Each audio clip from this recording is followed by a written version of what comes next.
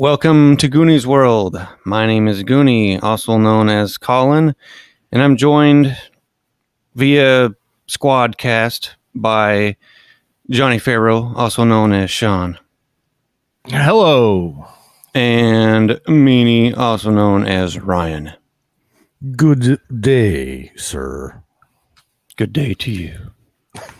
And we're playing Gangbusters. That's right. We are playing Gangbusters, the old Gangbusters, the third edition.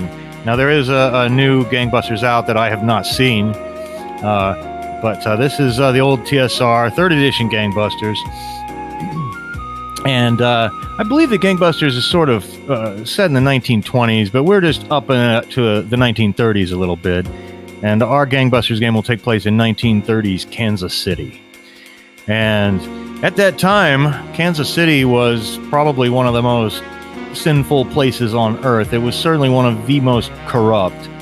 There was a political machine called the Pendergast machine, named for its boss, Tom Pendergast, who everyone called the old man, who basically ruled the town. It was like his own fiefdom. He controlled a lot of politics. He also controlled the police department, and all the gangsters paid up to him. It was a criminal paradise. And here in the early to mid-1930s, different little syndicates are consolidating their holds, and they might have a little bit of warfare amongst themselves, but ultimately they're all paying up to the old man. And so everybody's really just part of one big machine. And the police sometimes make a show of going after gangsters, and really high-profile crimes that media from other cities hear about. Sometimes they will go through the motions of prosecuting that stuff and just throw one of their own to the wolves. You know, that's the biggest danger of being a gangster, is that suddenly one day the police do arrest you and no one will listen and that kind of thing. But both of your characters, as far as I know, are gangsters, and you both work in this syndicate. Your immediate boss is a guy named Giovanni Salerno. And he kind of took over after John Lazia was gunned down about a year ago. John Lazia is a famous real-life gangster. Of course, Salerno is fictional. There is another famous Salerno. I've heard that name, but it's not Kansas City. Yeah, okay, well, good to know. But this Giovanni Salerno is in Kansas City in the 1930s, and he is into all kinds of stuff. But one of the little areas of his racket, not the whole thing he's got going, but one of the areas is run out of a warehouse at 10th and Independence Avenue. And it's a big warehouse with a barbed wire chain link fence around the parking lot. And there's a great big pipefitters union logo on the side of the building. And this is technically a pipefitters union hall. But you guys work here.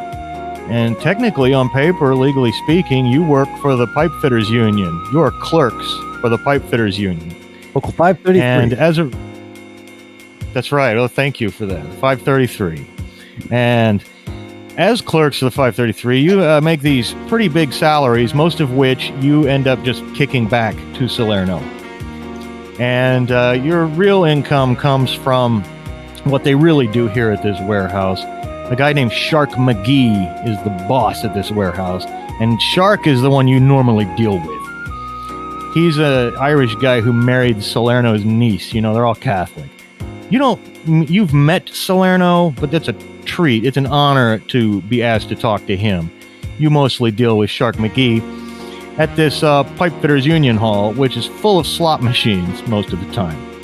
And the racket that your two characters are immediately involved in is pushing slot machines onto legitimate businesses that otherwise, where slot machines would otherwise be inappropriate. You know what I mean? Places like grocery stores and barber shops and lunch counters and restaurants and things like that. And over the past years, Salerno's really solidified his hold around the downtown area. But there's really swanky, nice districts out around 31st and Troost in that area. And they have nice big apartment buildings and hotels and some good restaurants and clubs and nice residences. And that's really what the syndicate has been trying to move into lately. And you two know each other already. It's almost like you're cops in that you're going to have a partner. And every day you can get into this. They've got a Ford car there. You might have your own Fords, but they've got a nice Ford V8 that you take around. It's a good-looking car, you know. You're given enough money to dress nice because the way you appear and all that directly reflects on the syndicate. And when we open today, when we meet your characters, it's in the context of you two cruising down Troost, which is, like I say, a pretty swanky street. And this is not quite the suburbs, but it's close enough back in the 1930s.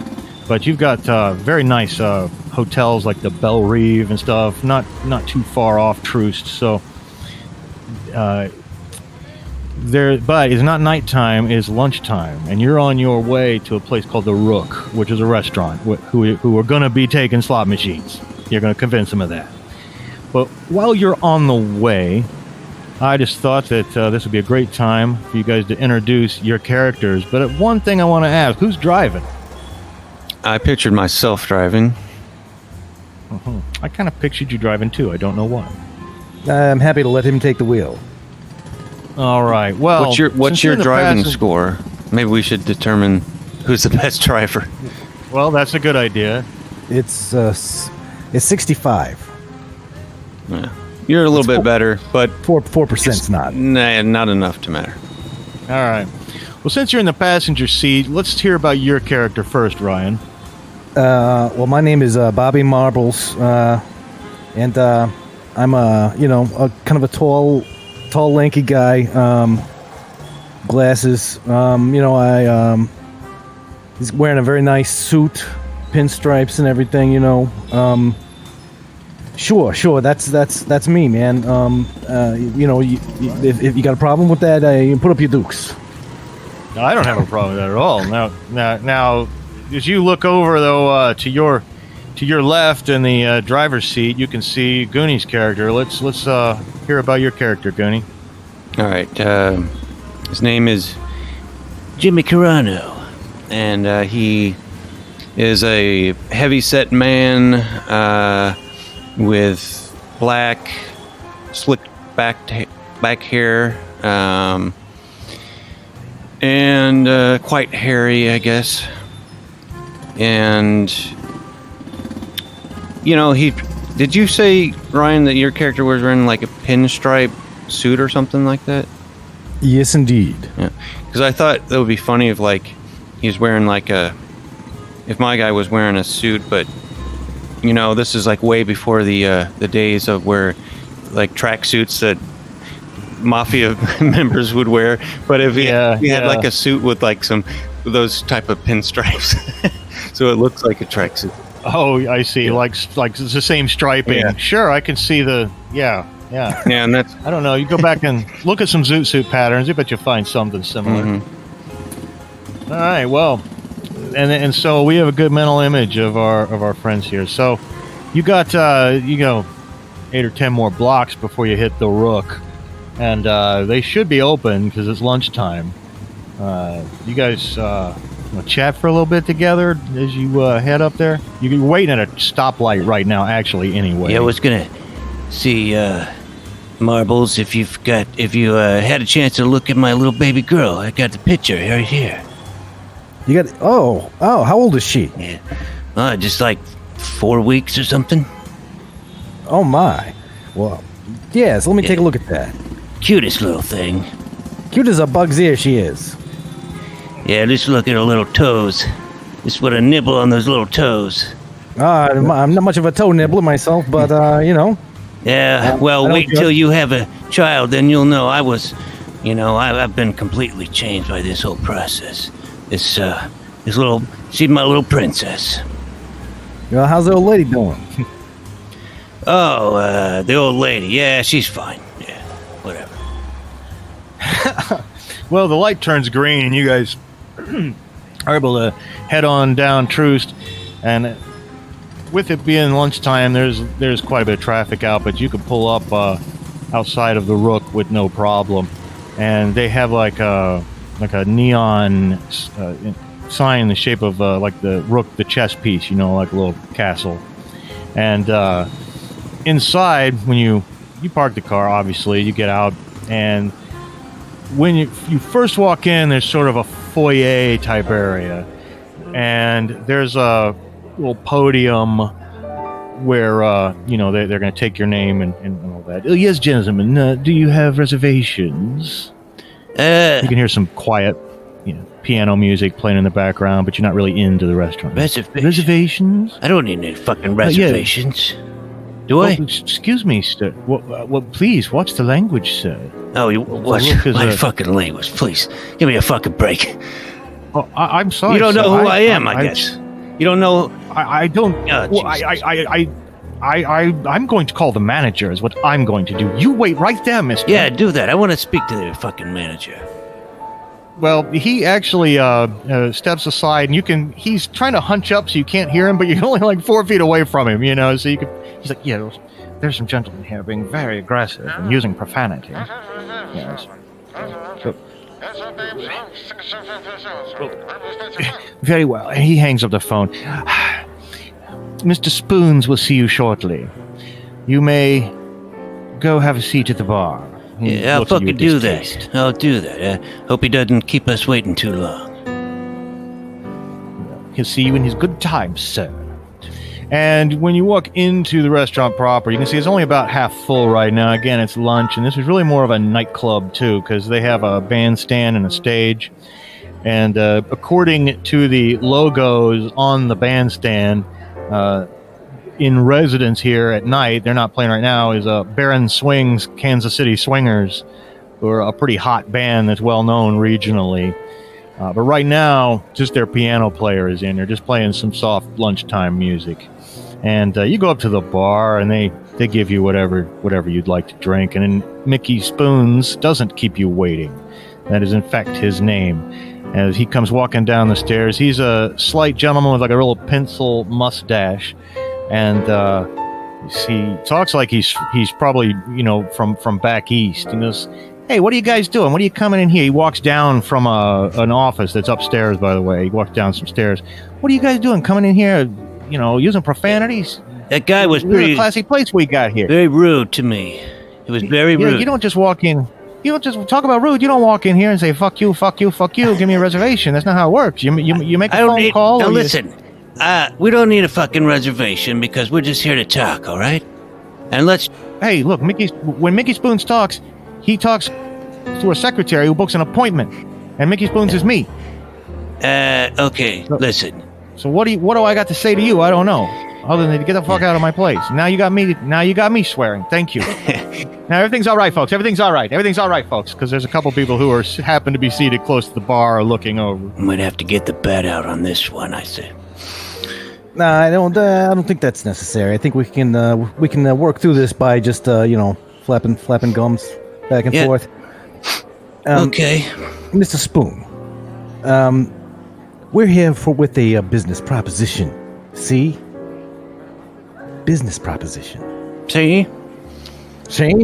Now, I know you've got a presence of +1, and that Jimmy has a presence of +2, and I think that the C and the word business, something seems to click behind his eyes. He goes, all right, you guys come out to the office, all right? We're gonna talk business. We gotta talk in the office. That's where I do my business, all right? Yeah, let's go. I don't want to bother these people out here. All right.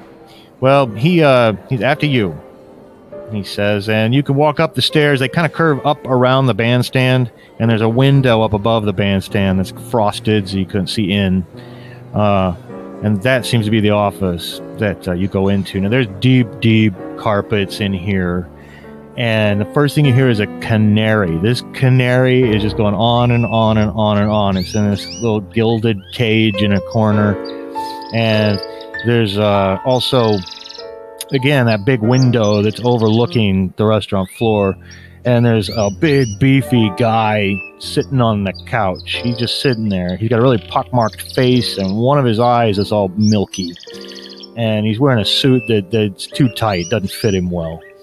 And Mickey Spoons, though, he goes in and he closes the door. He pours everybody some bourbon, slugs it back, goes, all right, now, what's this business you got? All right. So, first of all, my name is Jimmy Carano. This is my associate, Bobby Marbles. And we work for a certain what's his name? Salerno something? What's his first name? Salerno, yeah. Giovanni. Giovanni Salerno. Ever heard of him? He kind of ignores you a little bit, and he stands up. He walks over to the canary in his cage, and he's like, "Who's your good baby girl? Who's daddy's little baby girl? Just daddy's little princess. Yep, that's my little princess." And Was that guy he says, "You know, fucking spying on me earlier or something? That's exactly what I said when I was talking about my little girl. that's what makes it so, like, quasi-offensive." It's a canary or a parakeet? But, A parrot. It's a... Did you have a fucking parrot spying on me or something? Listen, I don't know how you guys do things in Kansas City, but I'm from Jersey, all right? And if you think I've been pushed around by some wise guys before, you got another thing coming. So, how about this, whatever business this Salerno has, maybe I talk to him personally, and I don't deal with a couple of hopped-up gunsels like you guys. No. What do you think of that, huh? That's not how things work. You speak to us. No, it's not how things work? Well, Chuck will show you how things work.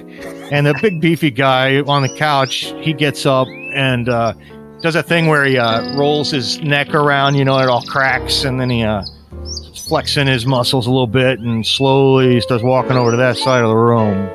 Hey. Yeah. Hey, come on. We're just having a chat here. This isn't. I'm afraid this doesn't concern you, Chuck. Look, I do the talking for Chuck, all right? So, before Chuck comes over here any further, suppose you guys tell me what the fuck you really want so we can get this over with. All right, so here's the deal here. You know about slot machines, right? People I'm not putting any fucking slot machines in the Rook. people love them. This is a classy joint. I'm not putting slot machines in the fucking lobby, all right? Hey, you do this, we'll make sure your business is doing real nice, My business is already doing real nice, all right? It's Well, half empty. It's at lunchtime. What are you talking about? If you had another restaurant open up nearby, taking all your customers, we wouldn't allow that to happen. So this just, because we have interest here. We wouldn't want something to happen to your establishment. Yeah, As long as you that's have, how it's going to be, huh? as long as you have this slot machine, you're taken care of. Huh. That's how it works, huh? That's how they do it in Kansas City. That's how we do. Well, look, this ain't downtown, all right? This ain't Northeast. So you go tell your Dago friend to fuck off, and that's from me. And if you don't like it, he can talk to Chuck. Now, Chuck, get these bums the fuck out of here. And Chuck starts walking over like he's gonna grab you and lead you towards the door. Chuck, baby, Chuck. Making You a don't want to do mistake. that. Yeah. Chuck, if you don't move or back up as you're saying that, Chuck's gonna go ahead and try to take a swing at Bobby, but he misses you. In fact, he's quite wide. He's a little slow. Bobby, what are you gonna do? I mean, I don't really want to fight this guy. But well, apparently, Spoon needs a. Yes, it seems like Mickey Spoons needs to know you're serious. Motivation. So I'm gonna put on my brass knuckles and hit with an 11. All right. Well, bam. So it's my understanding. Well, these are not going to be lethal wounds that you've done to him, but you did 7 hit points to him, and that's you can see your own hit points. 7's a nice big chunk, and big old beefy Chuck kind of swirls around. Now, Jimmy, what are you doing right when that happens? I'm probably just Anything? when he swirls around. I'm gonna kick him in the nuts or something. All right. Well, go ahead and go for it. Make that agility roll. All attacks are agility rolls. And stepping forward with a big swing. 36. What are you, about a size 11 or 12? Well, 36, that hits him. So my punching is 4, so That's what it is. So you do four points of damage to the nuts. And again, that's not going to be like serious, permanent, No. cervical bone damage or anything like that. But he's already taken, what, was that at 12 hit points of, 8 hit points of, he's already taken 11 hit points of damage as in a boom, boom from getting punched and then kicked in the nuts. And meanwhile,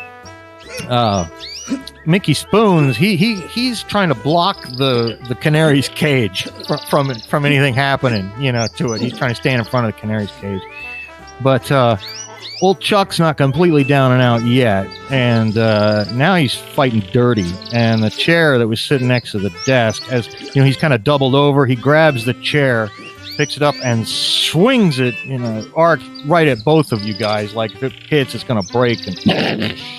But again, he is wide and he misses, goes over both of your heads.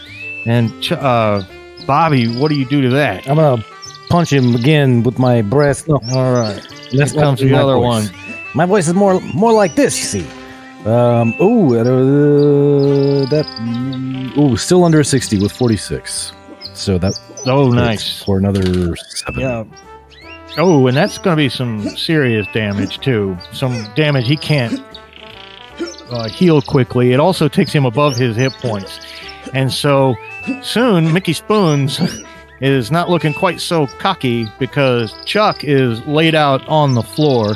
Mickey Spoon's just standing there in front of the canary cage, trying to keep it from getting hurt. Oh, so that's how it's going to be, huh? All right, fine. Fuck you. You can have your fucking slot machine. That's fucking right. But I don't want... How many fucking slot machines you going to put in here anyway? One at every... Because there's going to be one at every table, see? Maybe one at every chair. Oh, no, you can't do this to me. Come on, guys. Just maybe 2 in the lobby, huh? Just 2 in the lobby, right? Maybe behind a little curtain, behind a potted plant. How about a potted plant to kind of screen it a little bit? Isn't that okay, guys? No. As long as I put them in... We're not gonna fucking hide it like fucking speakeasy or something. People are gonna walk right in here. All kinds of people, fucking junkies and alkies are gonna come right in here and start fucking playing their beloved fucking slot machines right here. And you're gonna fucking I can't take it. I can't believe this. Yeah, they told me they said don't go out to Kansas City. They told me they said that. Oh, you know what? I'm gonna go over your head. That's what I'm gonna do. I'm gonna go down to City Hall. I'm gonna talk to the old man. That's what I'm gonna do. Oh yeah. Who do you think we fucking work for? Jesus, you're a fucking moron. Everybody fucking works for Pendergast here. Even the police. Don't even try to go to the police. They'll fucking laugh at you. All right, put your fucking slot machines in the lobby then. That's right. I tell you what, if I reserve the right to kick out any motherfucker who comes in here though off the street, some drunken scumbag like you're talking about trying to use those slots. I'll kick him right out. No, I don't think so. That's money you're taking away from us. You fucking pencil neck fucking goof. Well, what are you gonna do? You gonna have somebody on eyeballs on us all the time, every second of the day? I got some friends in Jersey that I might give them a call. Huh? See if they'd like to move to town. Oh, Let's break his fucking arms. I'm gonna go get my fucking baseball bat in my fucking car. It's a nice, nice new bat. And maybe something happened to that fucking bird of yours that won't shut the fuck up. Whoa,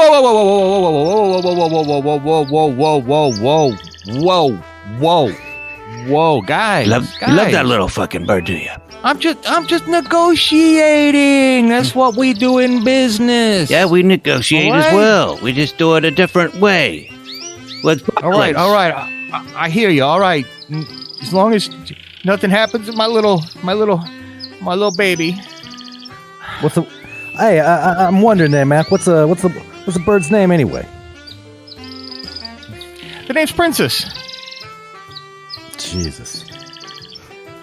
What? She's my little princess. Look at her. You flustered. Now you got her all anxious. Look at her. She's suffering from anxiety because of you fucks.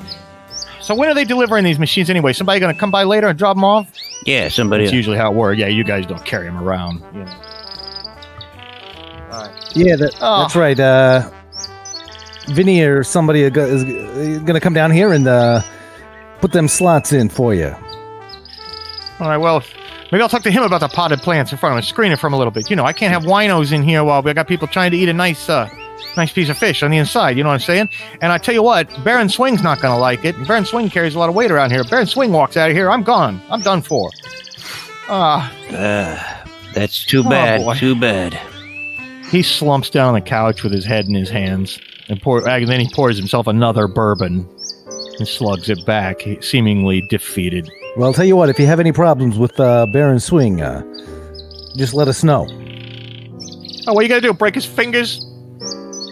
Maybe. If it comes to it, I'm sorry. Wait a minute, you're saying if... Oh, I see how it works. I carry your slot machines. Baron Swing threatens to leave me, and then he never leaves me, right? So you're saying I'm like part of like the network now? Yeah. You see, you're protected. Yes. Huh. Nothing's gonna happen to you as long as you got these nice slot machines in your establishment. Yeah, behind the nice big potted ferns. That's what I'm saying. Dinging and flashing and making noise. Yeah.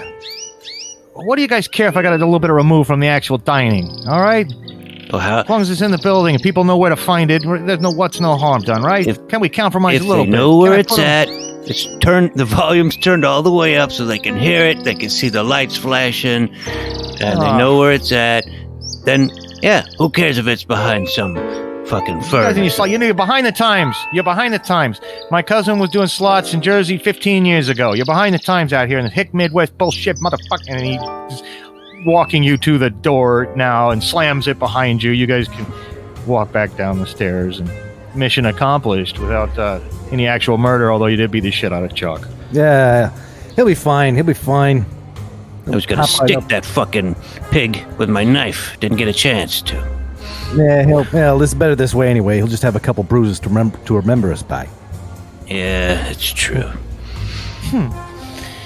Well, at any rate, you can get back in the car, and now normally what you do is go back and report to Shark. So the car's parked outside, and you can get back in and head way back down Troost, all the way to downtown, back to 10th and Independence Avenue, where you see that big warehouse with the pipefitters union logo on the side.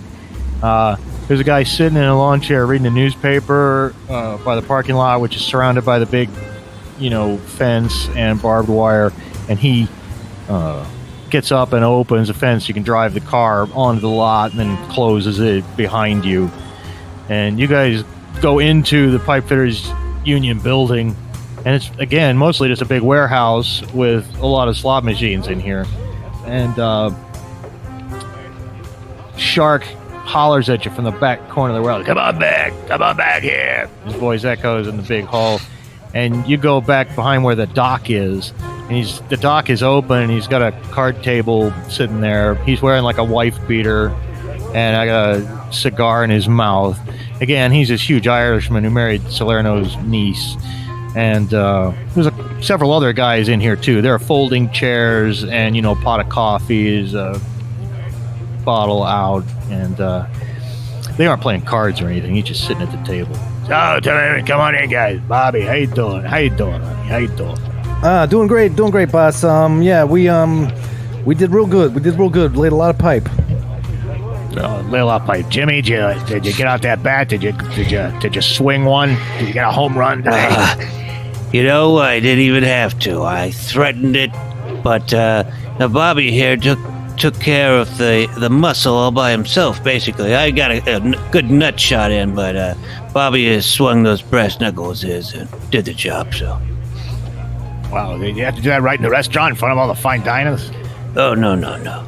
It was discreet. It was up in the office.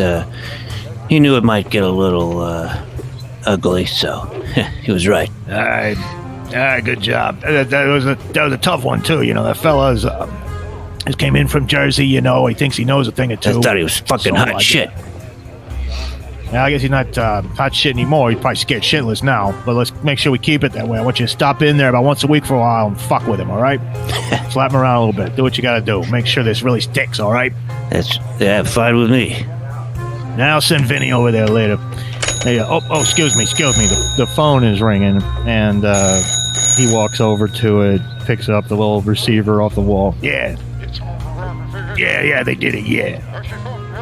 All right, I'll tell him, yeah. Hey. All right, you boys, you're going to take the rest of the day off. Tonight you got a meeting. Yeah, Salerno wants to talk to you. Salerno? Well, he likes your style. He's had his eye on you for a while. He liked the way you handled that ever since you two started working together. And I don't know, maybe he's got something for you. All right? So I want you to take the day off. I want you to clean yourself up, all right? Yeah, it's an honor to talk to the boss man. That's right. And a couple of the other gangsters sitting around are giving like nods of approval and impressed, you know, like, hey, where'd it go? Yeah, good job there, good job. So anyway, hey, you know what this means? This could maybe mean you go up from soldier to executioner, one step There'll up. be a made man or something? Nah, I wouldn't go. Let's not get hysterical, but you play your cards right, I could definitely see a salary increase. Yeah, well, even if it's something, you know, painting houses, that's a step up for sure. Well, yeah, I'm not sure if I ain't so sure anyone here and the other you two's ever actually painted a house. But, well, not quite. More like. Not like I need to know. No, I just did some. Just light painting is all. Light painting. All right. Well, listen. You go see him tonight. You're going to be meeting him for a drink after dinner, all right? So, let's say about 7:30. I want you to go out and... he's going to be at Yancey's gym, all right? It's just a few blocks away. You know where it is. It's where the boxers do all the training, right? Yep. You know he's into the box, right? That's where you're going. In the meantime, you go home. You get yourself cleaned up. You have a little rest. You deserve it, all right? Sure thing. Sounds good to me, boss. All right, so you guys might have your own cars. I don't really know. You don't need them necessarily to get around. But I would like, in a short little vignette, I would like to see your home lives. And I think I'd like to start with Jimmy. As you go home, Jimmy, do you have a car, or are you taking the bus home, or do you live like within walking distance, or what's the deal? Yeah, I think he would have a car for sure, but I don't really know what types of cars were around in the 30s. I'm not familiar. Well, you're always safe saying like Ford Packard or something like that. But does he have a little house? Something a little. Well, he's got a house for sure. I'm gonna say, any place that was around in the 30s that was would be appropriate. Well, I think there's some nice houses out on Jackson, and good modest homes, good starter homes, you know. Yeah, and it doesn't matter exactly where you live, but I'm just trying to get a sense of the image of it in my mind, you know, just a nice little starter home, you know, not like a huge mansion or swanky place like that. It looks like a family home, right? Yeah. And because you're certainly not up to, you know, living in a penthouse sort of level yet. No. But, these characters, in Gangbusters terms, these are level 4 characters. But, so you go home to your family home. And what do we see when you go in the door? I know your wife is there. Yeah, what did I name her? Maria is there, and, she's probably my age, a little younger, which is, she's probably in her 30s. Yeah, and she's happy to see you. She runs up and gives you a hug. Yeah. Let me sit down before you start getting all sentimental and gushy. All right, don't be too loud. Little one's asleep, okay? Oh, okay. Yeah, You're home early. Everything go good today? Yeah. We did some pipe fitting. Oh, that's great. I'll make you your favorite for dinner tonight. You're not going out working late tonight Making again, fucking cannolis again? Better be whatever you want. Better be cannolis. Oh, you know it. You're not going out again tonight, are you? Though you're gonna stay home with me and the little baby, right? Like you said. Man, I'd love to stay home and with you and the baby. Oh, Jimmy. Little Bella. Oh, Jimmy. But oh, Jimmy. I got a meeting. I got an important meeting to, hey, this might be a promotion, though. All right, so cross your fingers. Yeah? Oh, it might be. Yeah? Yeah. Oh, yeah. And then she makes out with you for a little bit. And the baby's still asleep, so whatever else you'd like to do. Because it's the middle of the day. A little afternoon delight, perhaps. Now, then a little later, I could see you enjoying, a nice meal. Of course, she's probably like kind of waiting on you. You're sitting there at the kitchen table, she's bringing you food. You got the little baby in the high chair, and very domestic scene. And meanwhile, I am curious about Bobby's home life. Bobby, what's it like when you go home? Where do you live? What's going on with you? Well, Bobby hops on a streetcar and takes it to kind of an Italian area to the east of downtown.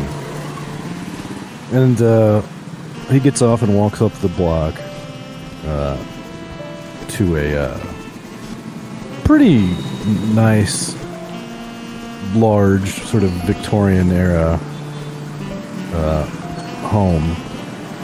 And walks in the front door and hangs up his jacket. And I assume, his wife, comes down the stairs, the grand, wide staircase, with hardwoods and whatnot. And he there's a pot of coffee. He walks into the kitchen area, and there's like a pot of coffee sitting there, and he pours himself a cup of coffee and sits down, and wife walks into the kitchen, and he says, "So I got a meeting tonight. Pretty big deal. Gonna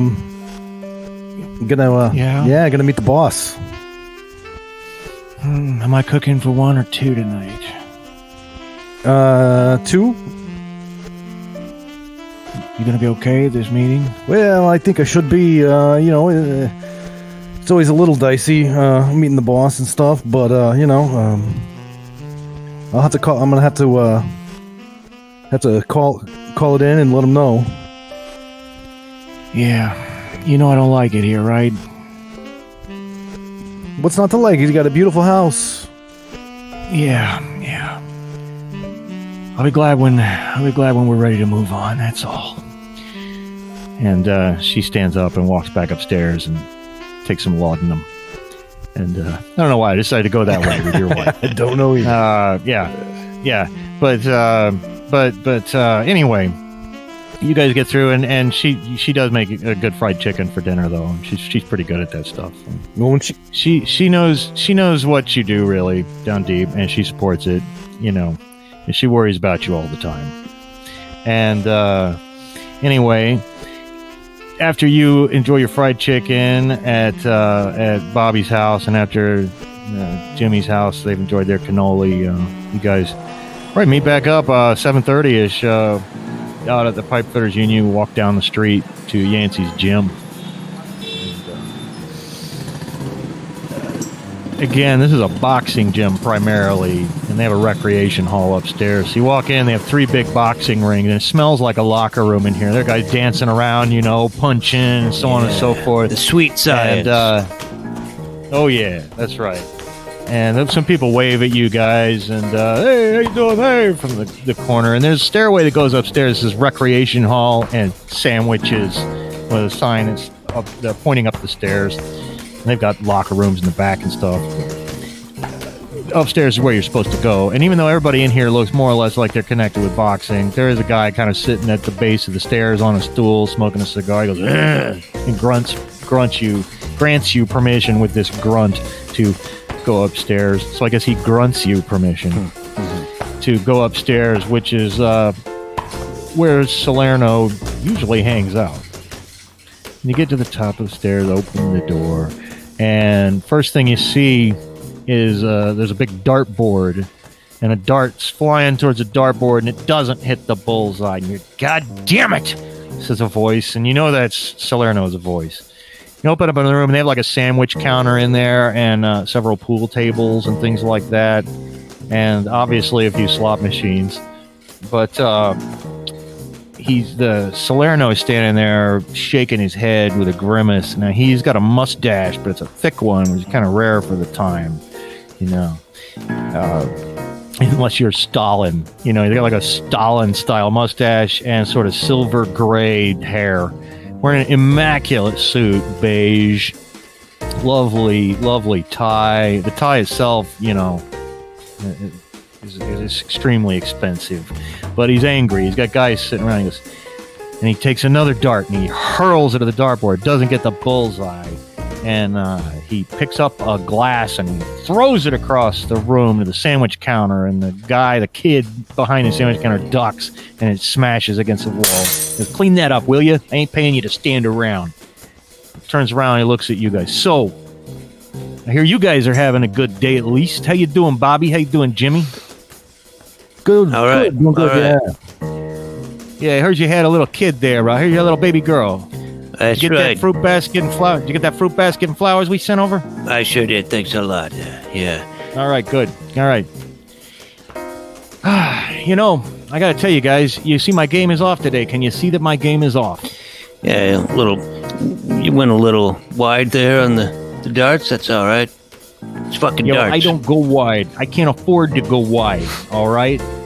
So, oh, by the way, don't pay attention to him. There's a guy that's come out of the bathroom. He's this great big, tall, sort of, he's not really, like, physically imposing, but he's really tall, and he kind of looks like, I don't know, like Donald Sutherland gone evil. You've never seen him before, but you haven't met Salerno that many times before. Yeah, don't pay attention to him. He's here representing the old man. It's part of our meeting. You understand what I'm saying? Sure. Of course, yes, of course.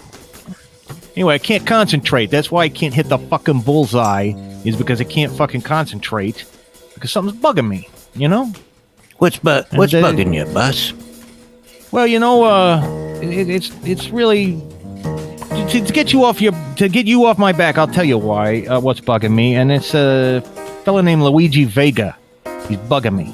All right, he's like a fly in a fucking ointment. You know what I'm saying? And he just gets under my skin, and he's gone too far this time. Now I'm going to tell you about this Luigi Vega fuck. All right, he's lucky with the ladies. I don't understand it. He's lucky with the ladies. He's got a drop dead gorgeous wife. She's a hell of a dame. But I tell you, he also really likes the ponies, and he's got really bad luck with the ponies. Okay, and not only is he inveterate better, all right? That's not the problem. All right, this fuck, all right? He comes to me. He convinces me to go in on this horse, Shiner, all right? I was investing in the horse. I'm not talking about betting. I'm talking about buying the horse, you know. We're going to put it out to stud after we race him. This is he's a Kentucky mutter, you know? And his father was a mutter. And anyway, Sounds like his father was a motherfucker. Yeah, all right. Anyway, what the fuck ever. Okay, Shiner's supposed to be a sure thing, right? Okay, so we put all the money together, right? We get it all going. The old man even has a little piece in this. Because, you know, the old man likes the horses. You understand? So first day, Shiner's up to race at the Riverside Downs, right? Out there in Riverside. And fucking horse jumps the track and takes off into the parking lot, kicks a dent in the side of the old man's limo, and takes a big shit right on the hood. All right? You want us to kill the fucking horse for you? Is that it? No, I don't want you to kill the fucking horse. What's wrong with you? Okay, I'm sorry. We don't kill horses. I misunderstood. Jesus. All right. Go on. No, actually, the cops did have to shoot that fucking horse. Good, that And stupid no great fucking loss. horse. I hope it's in a vat of fucking glue right now. But anyway, no. Now we got a couple lawsuits to deal with. You know all that shit gets dealt with, right? But it costs time and it takes a little bit of money, and it's something that I think I can speak for the old man when I say we're all a little bit annoyed, right? And the big creepy Donald Sutherland looking dude just goes, "Yes, we're all a little bit annoyed." Anyway, I just wanted to share that with you. That's all. I just think somebody, someday, somewhere, they ought to do something about this Luigi Vega fuck. You know what I mean? I would never ask somebody to do something like that, but somebody ought to do something about this guy. You know? Yeah. Okay. Anyway, all right, listen, you two's, here, he hands you each a $100 bill. Go get yourself something nice, all right? Get something for that little girl, all right? Get something for the wife, all right? Thank you, And thank you. get the fuck out of here, all right? Hey, go back and talk to McGee, all right? Shock's got something for you. All right. Thank you. That's right. All right. Whatever. Yeah, kid. Yeah. And he goes back to shooting darts, and clearly your interview's over. Unless there's something else you want to ask him on the way out, Columbo style. I know. I think I got the gist of it. Yeah. At this point, I figured we're just gonna piss him off if we try to talk to him some more. So I'm just He's not in the best mood. He's really not. Anyway, but apparently you're supposed to go back to the pipefitters union and talk to McGee, and again, that's only a couple blocks away. It's a good walk, and it's a nice walk. It's a nice evening, and you get back to the pipefitters union, go in through the gate. McGee's sitting there. All right, boys, is there any ambiguity about what Salerno's asked of you? Well, I mean, there's levels of kneecaps. No.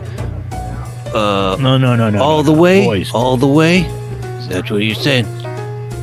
I understand that you were interested in becoming a house painter. Yeah. I mean, You boys take care of this problem. okay. Take care of this problem, and that's the next step up. I don't think I got to draw a picture for you. All right. So we'll get out the rollers. We'll paint away. But I can tell you where your canvas is right now. Word has it. He's out. Excuse me for a second. He's out at the High Standard, that betting hall at 7th and Broadway.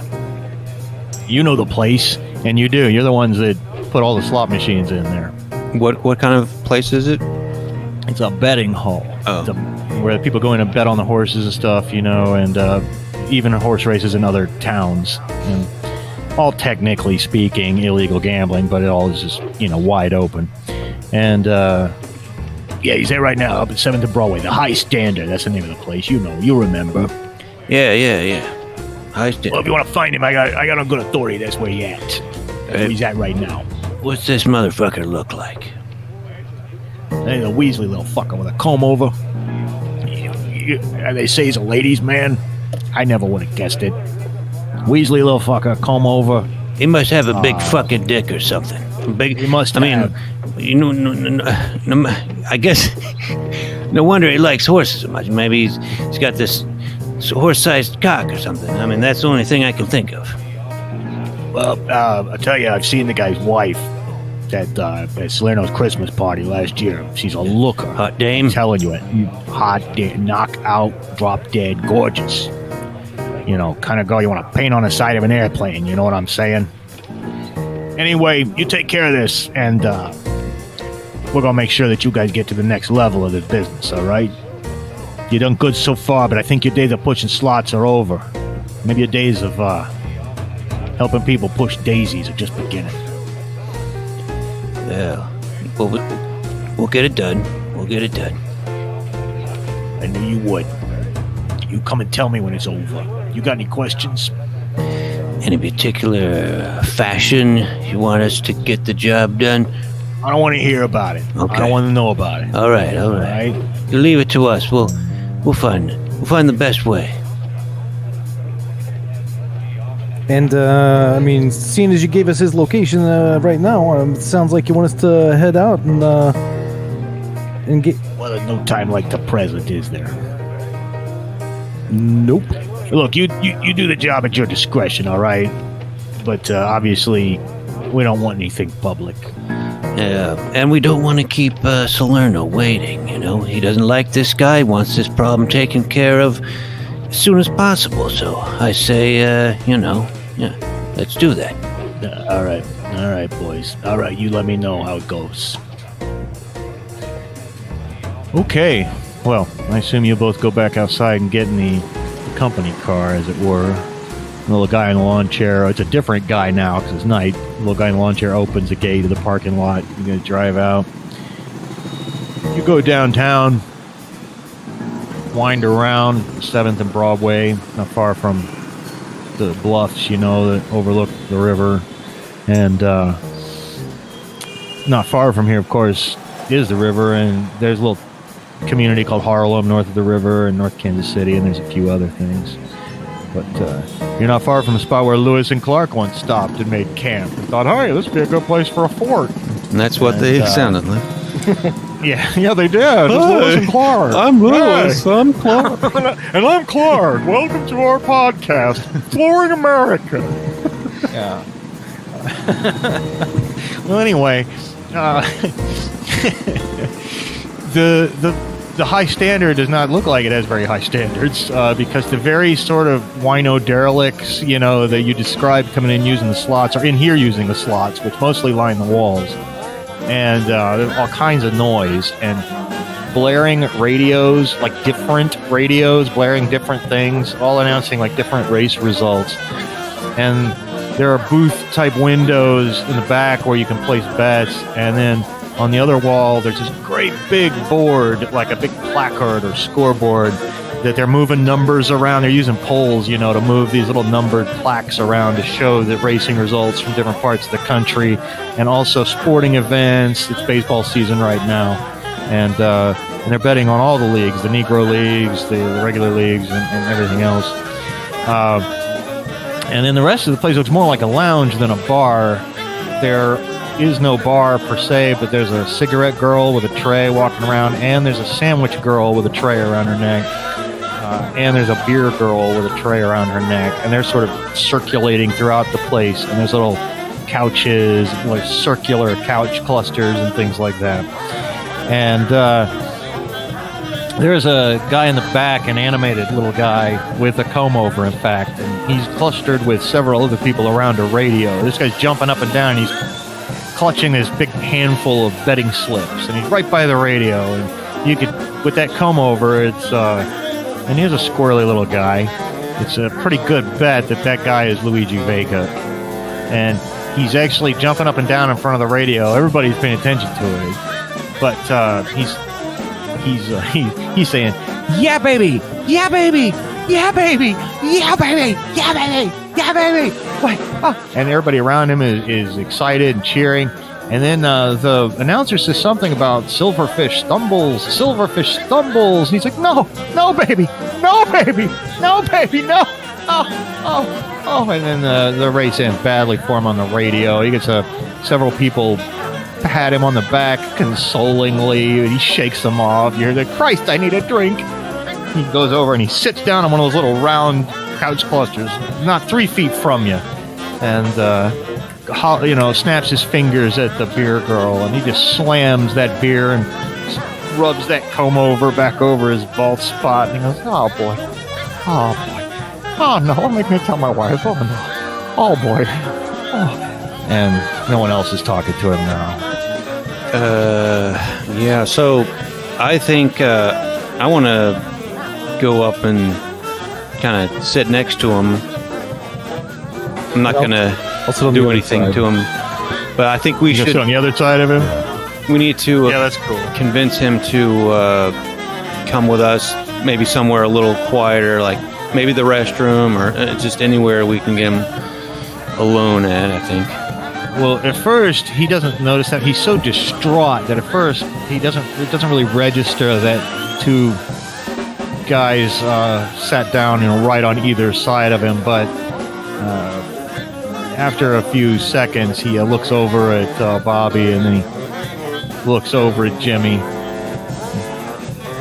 You guys are crowding me a little bit, aren't you? Yeah, well, you looked a little. You look like you might be a little distraught there, Mac. What are you, a doctor? You a head shrinker? What do you care? Well, when people... Unless you're a loan officer from the bank, I don't know what you could do for me. I'm afraid I'm not a loan officer, but, I could possibly, help be of some assistance regarding financial issues that you may be having as a result of your apparent addiction to gambling. Silverfish was supposed to be a sure thing. Oh. There ain't no sure things in life, kid. Well, I'm out $12,000. I'll tell you what, that was everything we'd saved, and that's a lot of money. Sure I'm in is. big trouble. Oh. I'm going to tell my wife. She's so good to me, and I'm such a shit. Now, fellas, you listen. You don't need to listen to me whine. I'm just a stranger. I got my own problems. I'll see you guys later. He stands up if you let him. Whoa. I'm gonna put my hand on his back when he's What's with the meat hook? as he stands up. Hey, whoa. Whoa, you didn't even hear us out. He said he was going to help you. But I think we need to talk. Why don't we go for a walk, huh? Why don't we go for a walk? The second you say that, his eyes just go wide. Oh my god. Oh my god. Oh my god. Yeah, let's You're gonna kill me. You're gonna kill me. let's talk and walk. He starts to hyperventilate. Do you guys kind of drag him up to his feet, or he's sitting there like, Christ. Listen, guys. No, you gotta let me. You don't want me to talk to Selena. There's an accident. It was all right. How was I supposed to know what the horse is gonna do? All right, please, guys, you gotta believe me. Please. And he actually grabs your collar, Jimmy. He's like, please, you gotta believe me. Shut the fuck up. Enough of this shit. Enough of this fucking bullshit. And now you guys are kind of drawing a little bit of attention, just a little bit. Yeah. No, I'm gonna pull him up out of his seat. Stand him up. Shut the fuck up. Come with us. Come with us and shut the fuck up. Okay, well, I'm going to assume he's just too... yeah, he makes a break for the door. He starts running. I'll let you try to grab him, though, if you want to make agility rolls to grab him before he... Otherwise, you can just chase him. I fail.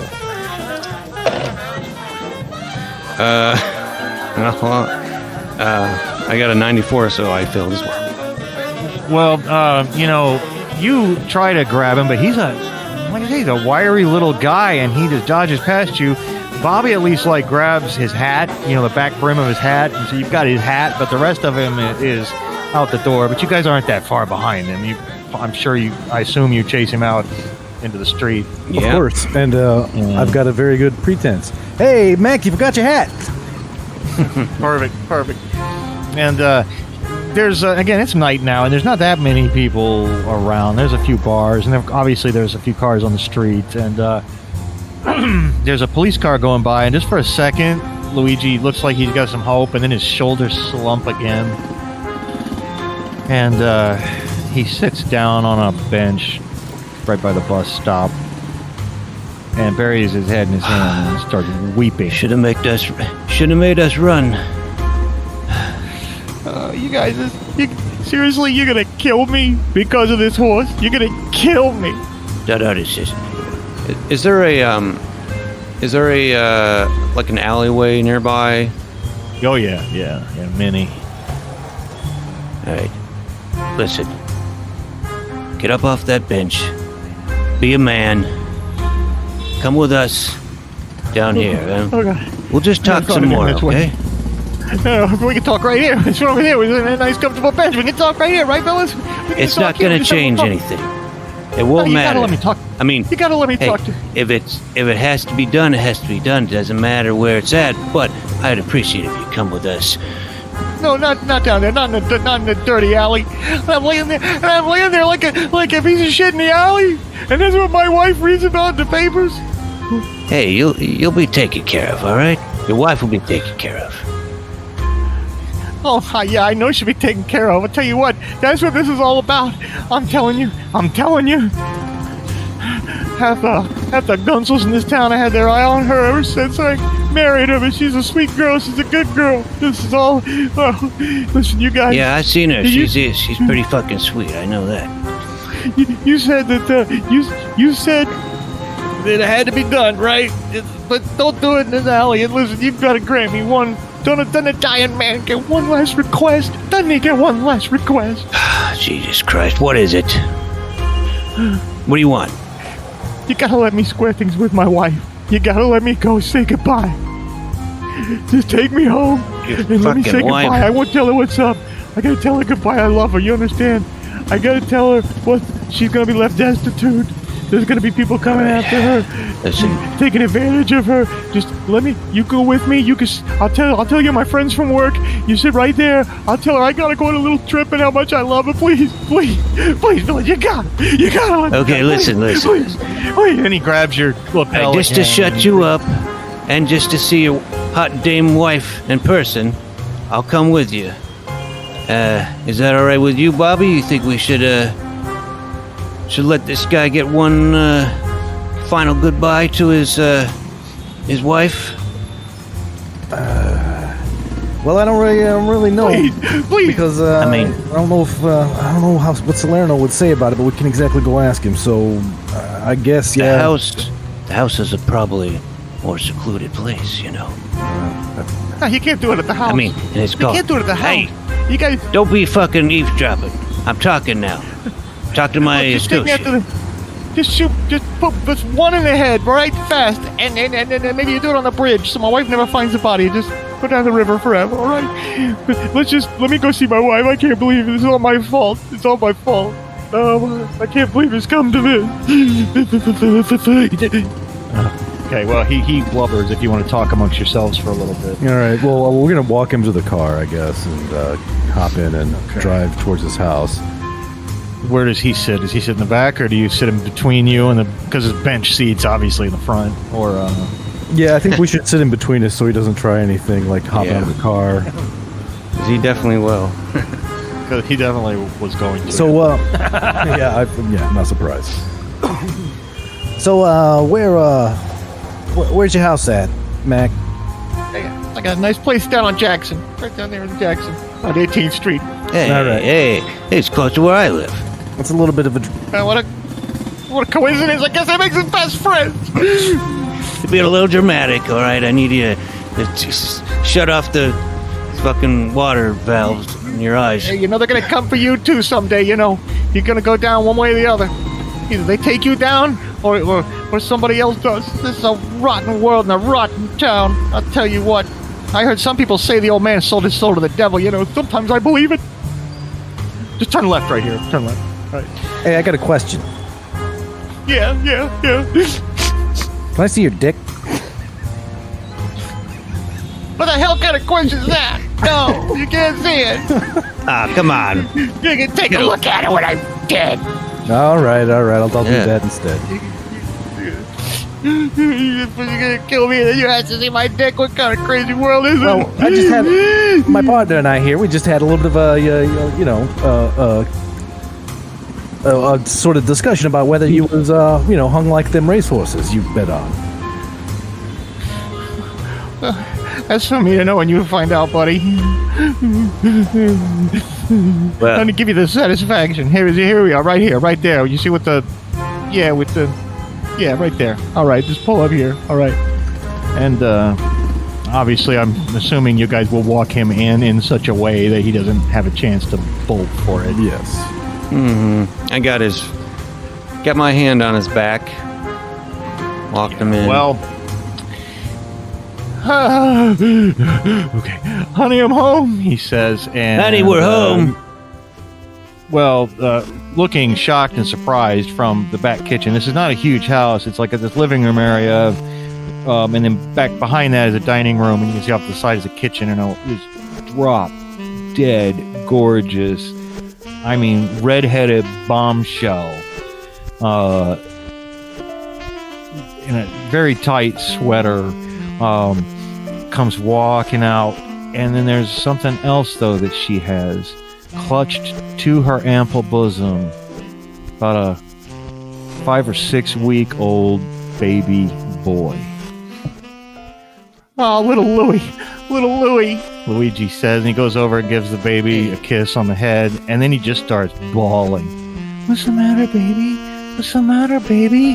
Says his wife. She looks. She goes, "What's the matter with him?" She didn't say. He didn't say there was a baby. Listen, honey, it's not a big deal. I just found out I gotta go out of town for a while. I just want to come by and say goodbye to you and little Louie. Little Louie, how old is little Louie? He's 5.5 weeks. says the wife of Luigi Vega. Yeah, see, I got a daughter, just a little bit younger than her. Here, let me get out my picture here. So look at this little princess here. Yeah. No, don't look at it. Don't look at it, honey. Don't What look are you at talking it. Well, about? why not? I just want to. I don't mind looking at the baby.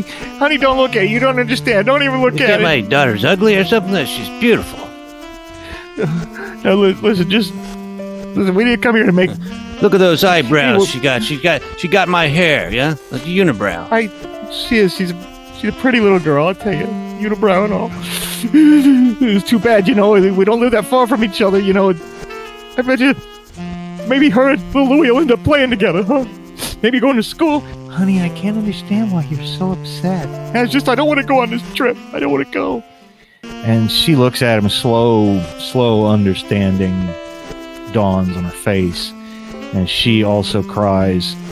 And they lean in towards each other and cradling the baby between them, just quietly weep on each other's shoulders. I don't know why, but I had this vision of you saying, and they hope like whatever, holding the baby between them, and they squish it. I don't know what.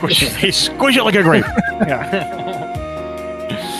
No, there's no baby squishing rules in 3rd edition Gangbusters. I don't know about the new one, but yeah. Anyway, it's a hard image, and I think that we're just gonna have to let that image reflect in our minds for a week. And I wonder if Jimmy and Bobby really have what it takes to paint this house. I don't know, but I think that for tonight we will call it a sad end to our first Gangbusters episode.